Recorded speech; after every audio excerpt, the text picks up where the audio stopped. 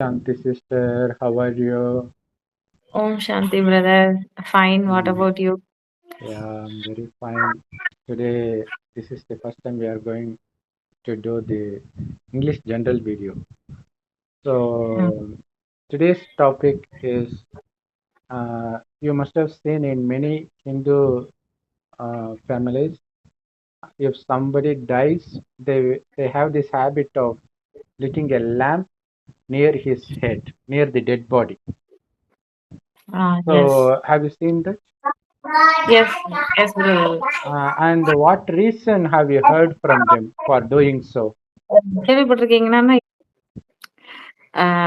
I saw it, but I don't know the exact reason why they lighting the lamp and all. Okay, so you haven't asked them, but I did.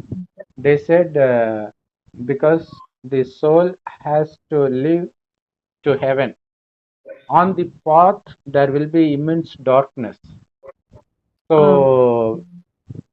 to show the path, they're lighting the lamp here. But is it logical?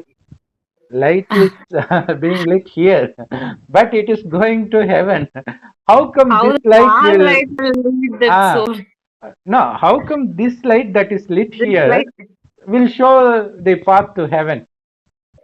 So that's I illogical. think that light Mm, is converted into immortal. yeah, Immortal. yeah, it travels all along the soul. Okay, but it has a deep meaning attached to it, but no Hindus know that because they don't know where heaven is actually, and they don't know whether or not they are going to heaven or not, because they don't Mm. even know where heaven is. How can they know that they are going to heaven? But they know one thing for sure: it is based on karma that heaven or hell is decided for a soul. But no matter how good a person's karma was before his death, still he would take birth only in hell, because we are living now in hell.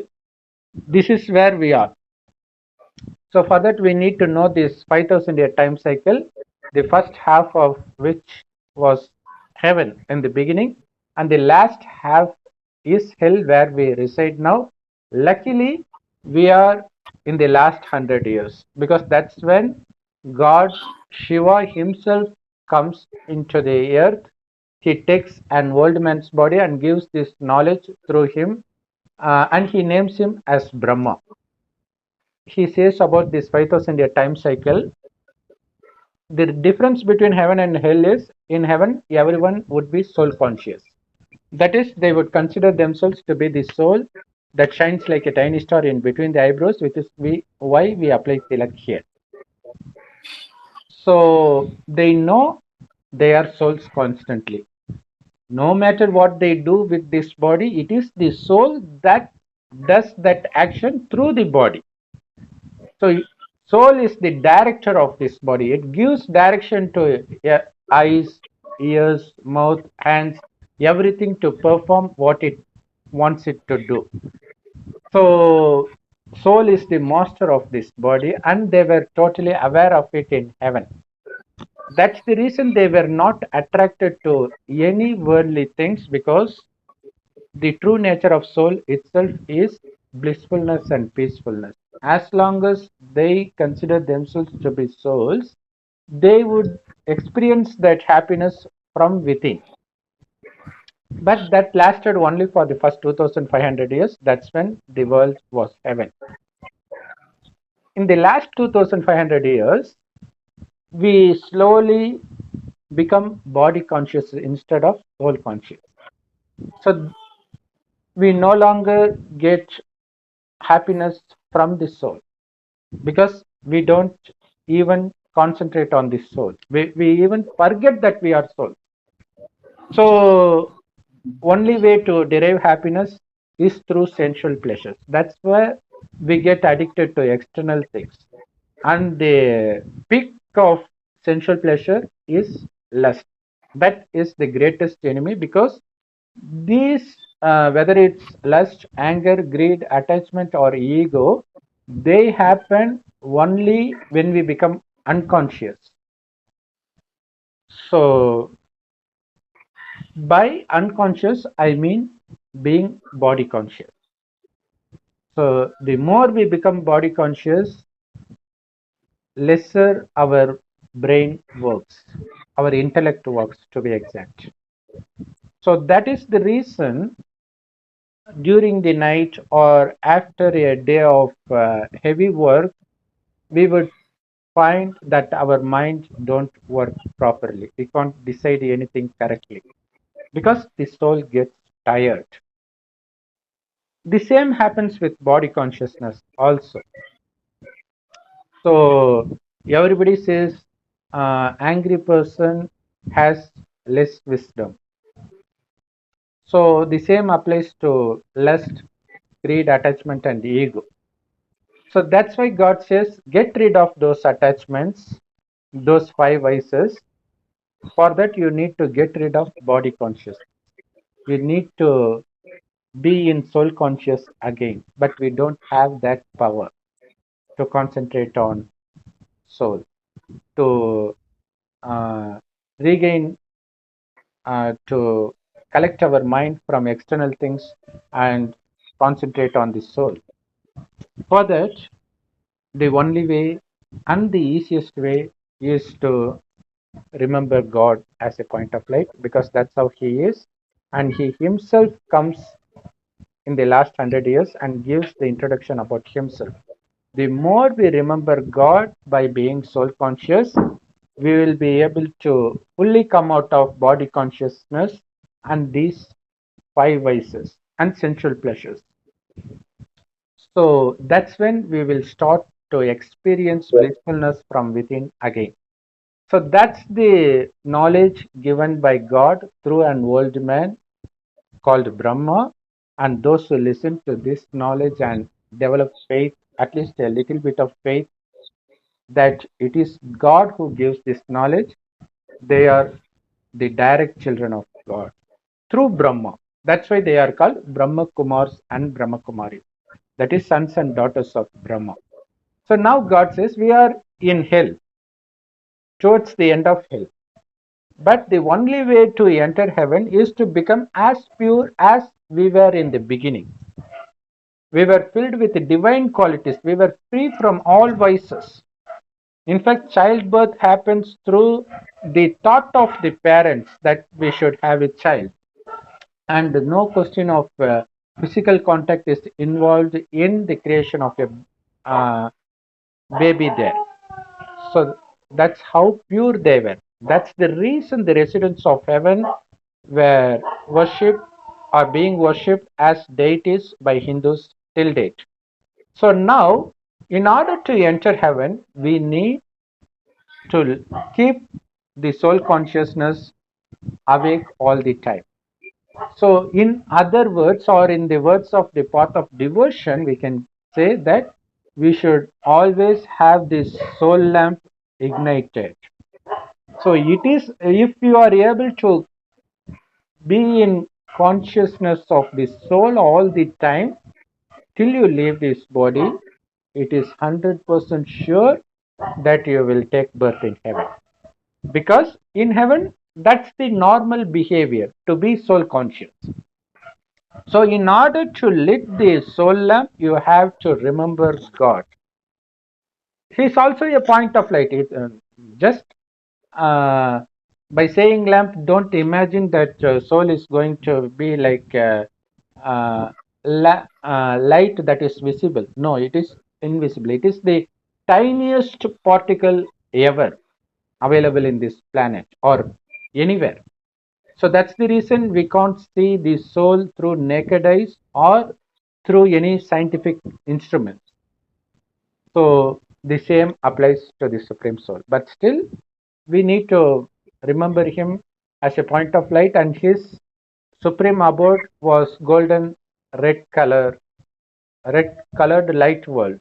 So we need to visualize God like a star in the golden red colored sky.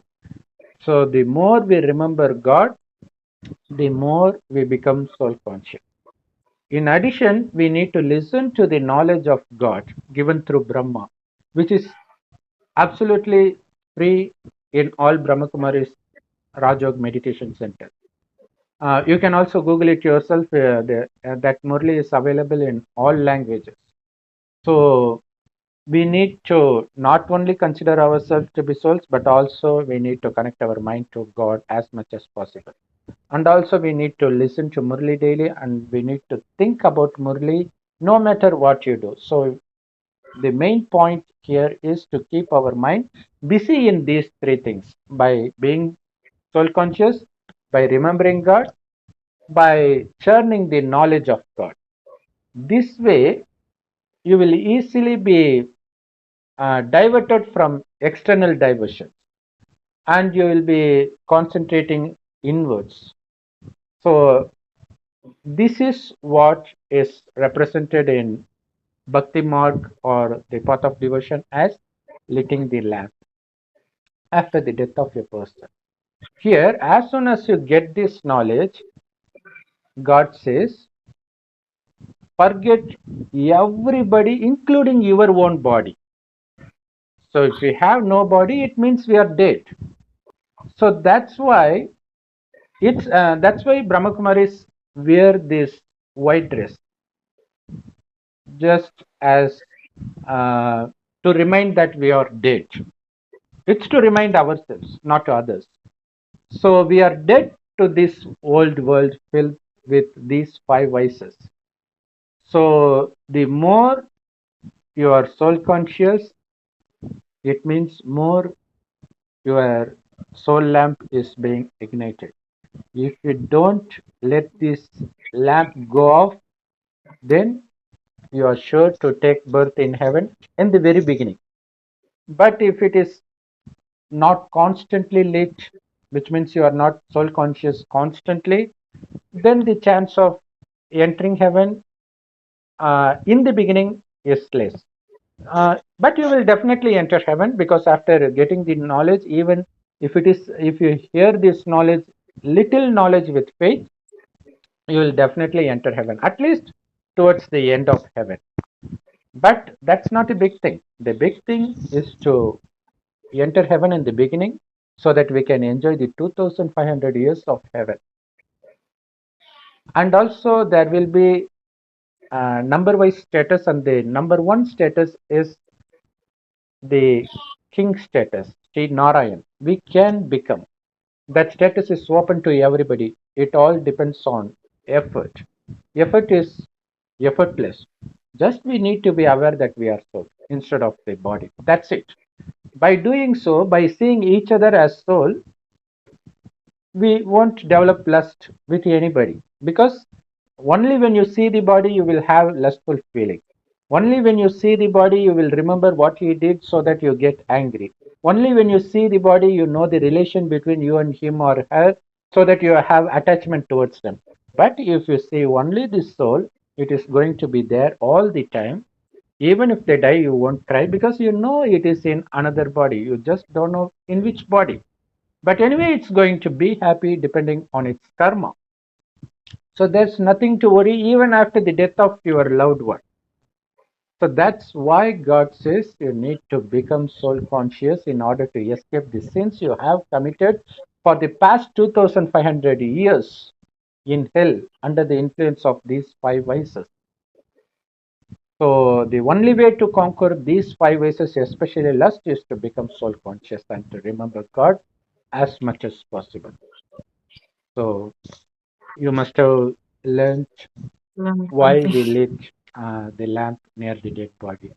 And you would like to add anything, sister?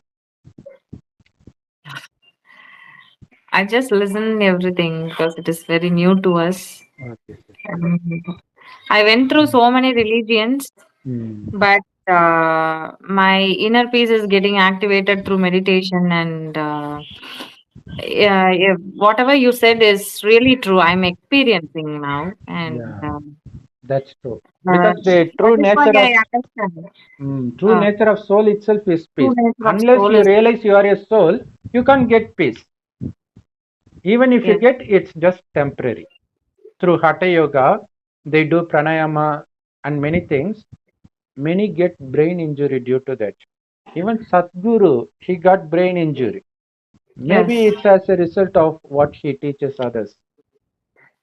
They do only for the body. Physical Yeah, yogas and all will and not also help and us also actually. it will have a negative impact on your body, because that's not Uh, natural to breathe abnormally, right? yes. Because the oxygen level, it's going to fluctuate. That's not good for your body knows how much oxygen to consume. Who are we to decide? We don't know how much it needs, especially when you are frustrated. If you try to do pranayama, it may lead to uh, severe damage Uh, to your body and heart, because your pressure will normally increase at that time. If you want to control anything, then that will deplete your oxygen level, that will put you to death or paralysis, something like that. But here you are not going to control anything, just your mind, by connecting it to God. As long as you are connecting it to God, you will be so happy, because He is the ocean of happiness. He is the ocean of peace.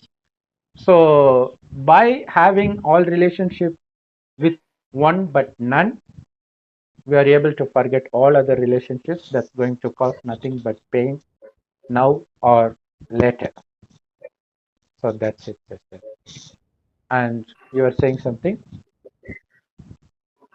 it's okay. Nothing. Okay, sister. Okay, let's finish this video now. Thank you so Okay. much for listening to this video patiently. Thank you so much, sister, for joining. Um, Thank you. Om Shanti. Om Shanti.